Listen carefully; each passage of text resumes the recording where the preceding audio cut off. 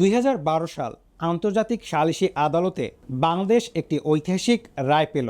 ভারতের সাথে সমুদ্র সীমা নির্ধারণে বাংলাদেশ পেল বিশাল সমুদ্র এলাকা। তারপর 2014 সালে মিয়ানমারের সাথেও সমুদ্র সীমার বিরোধ মিটল। এই দুটি রায়ের ফলে বঙ্গোপসাগরে বাংলাদেশের হাতে এলো 1,18,830 বর্গ কিলোমিটারের বিশাল সমুদ্র এলাকা, যেখানে থাকতে পারে বিপুল পরিমাণ গ্যাস ও তেলের মজুদ। সারা দেশ আনন্দিত হলো, বলা হলো এই সমুদ্রে বাংলাদেশের ভাগ্য বদলে দিবে। কিন্তু তারপর কি হলো? 10 বছরেও বেশি সময় পার হয়ে গেছে। এখন পর্যন্ত বঙ্গোপসাগরে বাংলাদেশ একটিও বাণিজ্যিকভাবে উল্লেখযোগ্য গ্যাস বা তেলের মজুদ আবিষ্কার করতে পারেনি। অথচ এই সমুদ্রে ভারত গ্যাস তুলছে, মিয়ানমার গ্যাস তুলছে, চীনে পাইপলাইন পাঠাচ্ছে, আর বাংলাদেশ আমরা বিদেশ থেকে এলএনজি আমদানি করছি কোটি কোটি ডলার খরচ করে। নিজের সমুদ্রের নিচে গ্যাস থাকতে পারে, কিন্তু সেই গ্যাস তুলছি না কেন? আর সবচেয়ে বড় প্রশ্ন, ভারত কি আমাদের সমুদ্র সীমা ঘেঁষে গ্যাস তুলে নিচ্ছে? আজকে সেই পুরো সত্যটা জানবো। তো চলুন শুরু করা যাক। আগে সম্পদের ছবিটা বুঝি। বঙ্গোপসাগরের তলদেশে বাংলাদেশের সীমানায় আসলে কতটুকু গ্যাস থাকতে পারে? পেট্রো বাংলা বঙ্গোপসাগরকে 26টি ব্লকে ভাগ করেছে। 15টি গভীর সমুদ্র ব্লক, যেখানে পানির গভীরতা 200 থেকে 2000 মিটার পর্যন্ত, এবং 11টি অগভীর সমুদ্র ব্লক। ভূতাত্ত্বিক গবেষণা বলছে এই ব্লকগুলোর নিচে বিপুল পরিমাণ হাইড্রোকার্বন থাকতে পারে। কতটুকু সঠিক পরিমাণ জানা যায়নি, কারণ পর্যাপ্ত অনুসন্ধান হয়নি। কিন্তু পাশের দেশগুলোর হিসাব দেখলে ধারণা পাওয়া যায়। ভারতের কৃষ্ণ গোদাবরী বেসিন, যা বাংলাদেশের পশ্চিম সামুদ্রিক সীমানার ঠিক পাশে অবস্থিত, সেখানে ওএনজিসি একটি বিশাল গ্যাস ও তেলের মজুদ আবিষ্কার করেছে। মিয়ানমারের রাখাইন বেসিন, যা বাংলাদেশের পূর্ব সামুদ্রিক সীমানার পাশে, সেখান থেকে চীন দশকের বেশি সময় ধরে গ্যাস নিয়ে যাচ্ছে একটি 793 কিলোমিটার দীর্ঘ পাইপলাইনের মাধ্যমে। এই দুটি মজুদ যদি থাকে বাংলাদেশের সীমানার ঠিক দুপাশে, তাহলে মাঝখানে বাংলাদেশের সীমানায়ও একই ভূতাত্ত্বিক গঠন থাকার সম্ভাবনা প্রবল। বিশেষজ্ঞরা বলছেন, একই চাদরের দুই প্রান্তে গ্যাস থাকলে মাঝখানে না থাকার কোনো কারণ নেই। তাহলে কেন এত সম্ভাবনা থাকার পরও বাংলাদেশের সমুদ্রে গ্যাস তোলা হচ্ছে না? এর পেছনে একটি নয়, 5টি কারণ আছে। প্রথম কারণ, অনাকর্ষীয় চুক্তির শর্ত। বিশেষজ্ঞরা বলছেন, সমুদ্রের তলায় কি আছে সেটার চেয়ে বড় সমস্যা হলো চুক্তির কাঠামো।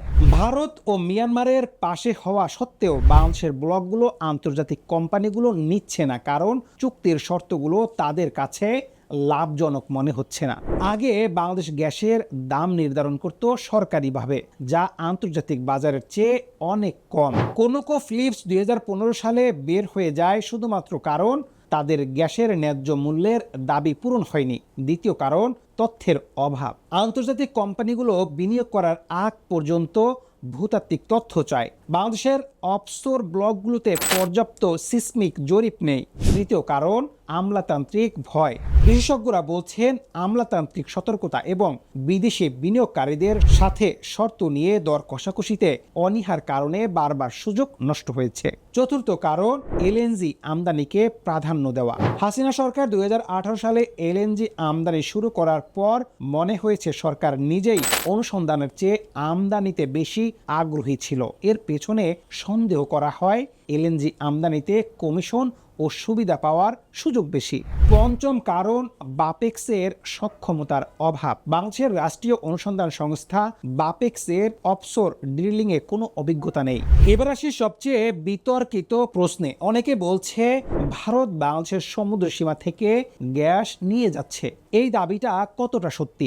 সরাসরি উত্তর দেয়, ভারত বাংলাদেশের সমুদ্র সীমার ভেতরে ঢুকে গ্যাস নিচ্ছে, এই অভিযোগের সরাসরি কোনো প্রমাণ নেই। কিন্তু যে ঘটনাগুলো ঘটছে তা গভীরভাবে উদ্বেগজনক। ভারতের ওএনজিসি তার KG-DWN 982 ব্লকে 2024 সালে জানুয়ারিতে প্রথম তেল উৎপাদন শুরু করে। এই ব্লকটি বাংলাদেশের পশ্চিম সামুদ্রিক সীমানার ঠিক পাশে অবস্থিত। ভূবিজ্ঞানীরা বলছেন, সমুদ্রের তলায় গ্যাস ও তেলের মজুদ একটি নির্দিষ্ট সীমানায় আটকে থাকে না। একটি বড় মজুদ দুটি দেশের সীমানা জুড়ে বিস্তৃত হতে পারে। ভারত যদি সীমানায় তার অংশ থেকে গ্যাস তোলে এবং সেই মজুদ যদি বাংলাদেশের সীমানা পর্যন্ত বিস্তৃত হয়, তাহলে ভারত আসলে বাংলাদেশের অংশের গ্যাসও তুলে নিচ্ছে। এটাকে বলে ট্রান্সবাউন্ডারি রিজার্ভার সমস্যা। ওএনজিসি ও অয়েল ইন্ডিয়া এতদিন বাংলাদেশের SA-04, SA-09 ব্লকের অনুসন্ধান করেছিল, কিন্তু 2025 সালে বাংলাদেশ তাদের চুক্তি বাতিল করে বের করে দিয়েছে কোনো উল্লেখযোগ্য আবিষ্কার ছাড়াই। প্রশ্ন উঠেছে, ভারতীয় কোম্পানি কি 10 বছর ধরে বাংলাদেশের ব্লকে কাজ করে তথ্য সংগ্রহ করেছে এবং নিজের ব্লকে সেই তথ্য কাজে লাগিয়েছে? এই প্রশ্নটা সবচেয়ে যন্ত্রণার। একই বঙ্গোপসাগরে 3টি দেশ, 3টির অবস্থান আলাদা। মিয়ানমার বছরের পর বছর ধরে একই সামুদ্রিক অঞ্চল থেকে গ্যাস উৎপাদন করে যাচ্ছে। জিও এক্সপ্রো চীনের CNPC মিয়ানমারের রাখাইন উপকূল থেকে ইউনান প্রদেশ পর্যন্ত 793 কিলোমিটার পাইপলাইন বানিয়েছে $2 বিলিয়ন খরচ করে। ভারত কৃষ্ণা গোদাবরী বেসিনে কোটি কোটি ডলার বিনিয়োগ করে গভীর সমুদ্রে তেল ও গ্যাস তুলছে। পাকিস্তানও সম্প্রতি গভীর সমুদ্রে অনুসন্ধানে সাফল্য পেয়েছে। আর বাংলাদেশ এক্সো মোবিল, সেরবন ইন্ডেক্স, PTTT, CNDC, ONGC 7টি বিশ্বমানের কোম্পানি 2024 সালে টেন্ডারে দলিল কিনেছিল, কিন্তু একটি কোম্পানিও প্রস্তাব জমা দেয়নি। ভাবুন, বিশ্বের সেরা কোম্পানিগুলো দলিল কিনলো কিন্তু বিড করলো না। এর মানে কি? মানে হলো তারা সুযোগ দেখছে কিন্তু শর্ত দেখে পিছিয়ে গেছে। তবে এবার কিছু পরিবর্তনের আলাও দেখা যাচ্ছে। সরকার নতুন বাংলাদেশ অফশোর মডেল PSC 2026 ঘোষণা করেছে, যেখানে বেশ কিছু বড় পরিবর্তন আনা হয়েছে। কোম্পানিগুলো এখন সম্পূর্ণ মুনাফা দেশে নিয়ে যেতে পারবে। সিগনেচার বোনাস ও রয়্যালটি তুলে নেওয়া হয়েছে।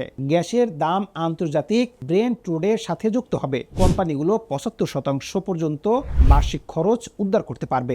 এছাড়াও কোম্পানিগুলো নিজেদের গ্যাসের অংশ দেশীয় বাজারে তৃতীয় পক্ষের কাছে বিক্রি করতে বা রপ্তানি করতে পারবে। মে 2026-এ 26টি অফশোর ব্লকের জন্য নতুন বিড আহ্বান করা হয়েছে। বিশ্লেষকরা বলছেন এই নতুন PSC আগের তুলনায় অনেক বেশি আকর্ষণীয়, কিন্তু বিনিয়োগকারীদের সাড়া এখনো অনিশ্চিত, কারণ বিশ্বাস তৈরি হতে সময় লাগে এবং বাংলাদেশ 1 দশকেরও বেশি সময় ধরে বিশ্বাস ভেঙেছে। বিশেষজ্ঞরা বলেছেন বাংলাদেশকে এখন 3টি জিনিস একসাথে করতে হবে। প্রথমত, নিজের সক্ষমতা তৈরি। বাপেক্সের অফশোর অভিজ্ঞতা নেই। এই অবস্থায় বাংলাদেশকে নিজের বিশেষজ্ঞ দল তৈরি করতে হবে। এক্ষেত্রে নতুন গবেষণা জাহাজ যা খুলনা শিপইয়ার্ডে তৈরি হচ্ছে সেটা একটি গুরুত্বপূর্ণ শুরু।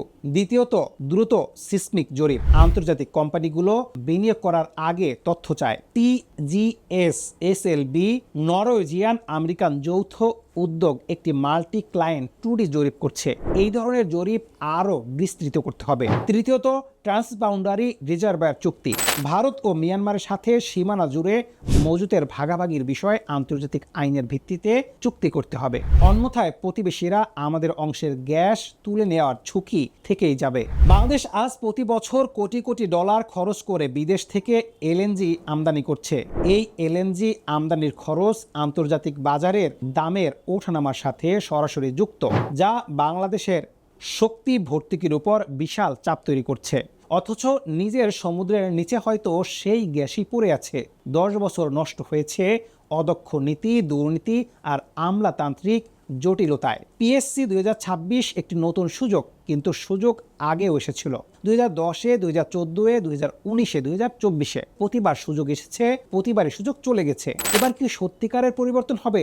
বাংলাদেশের পশ্চিম ও পূর্ব সীমানায় ভারত ও মিয়ানমার গ্যাস তুলছে, মাঝখানে বাংলাদেশের সমুদ্রে নীরব পড়ে আছে। একদিন যদি দেখা যায় দুই পাশ থেকে সব গ্যাস তুলে নেওয়া হয়েছে আর বাংলাদেশের অংশে আর কিছুই অবশিষ্ট নেই, সেদিন আফসোস করে কি লাভ? প্রশ্ন হলো, সেই দিন আসার আগে কি আমরা নিজেদের সম্পদ নিজেরা তুলব, নাকি আরও 10 বছর অপেক্ষা করব? সেটাই এখন